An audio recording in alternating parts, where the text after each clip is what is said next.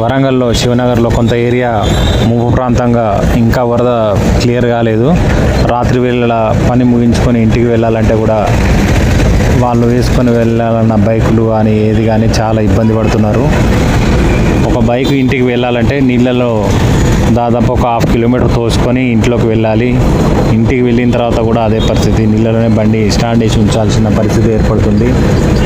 కాలినడకన బయటికి వెళ్ళేవారు కూడా ఈ నీళ్ళలో నుంచి బయటికి వెళ్ళి మళ్ళీ ఇంటికి చేరుకోవాలి. ఈ నీళ్లు ఇంకా ఎన్ని రోజులకు క్లియర్ అవుతాయో అర్థం కావట్లేదు. నిన్నటి వర్షానికి ఇంకా కూడా ఈ వాటర్ ఏమాత్రం క్లియర్ కాలే. అటు పైనుంచి కిలావరంగల్ నుంచి వరద వస్తుంది. ఆ వరద తగ్గితే మాత్రం క్లియర్ అయ్యే అవకాశం ఉంది. ఇక్కడ నీళ్ళు శివనగర్లో ఎటు వెళ్ళాలన్నా అటు లైట్లు ఉన్న దగ్గరే వెళ్తురుంది.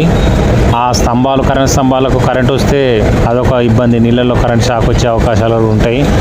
సపోర్ట్ తీగలు కానీ, కరెంటు స్తంభాలు కానీ, కరెంటు ఆల్రెడీ లైట్లు వెలుగుతున్నాయి. కరెంట్ సప్లై ఏం బంద్ కాలేదు, కానీ కింద మాత్రం నీరు తగ్గలేదు. డ్రైనేజీలు మొత్తం ఫుల్గా ఉన్నాయి. రోడ్లు కూడా సీసీ రోడ్లు కనబడకుండా మొత్తం వాటరే ఉన్నాయి. ఎటు వెళ్ళాలన్నా నీళ్ళ నుంచి వెళ్ళాల్సిందే.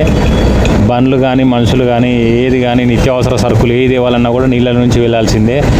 ఈ రాత్రిపూట చీకట్లో బిక్కుబిక్కుమంటూ జీవనం గడిపే పరిస్థితిలో శివనగర్ ముప్పు ప్రాంతాలు, వాసవి కాలనీ, తర్వాత పల్లవి హాస్పిటల్ ముందున్న 3-4 గల్లీలు ఇదే పరిస్థితిలో ఉన్నాయి.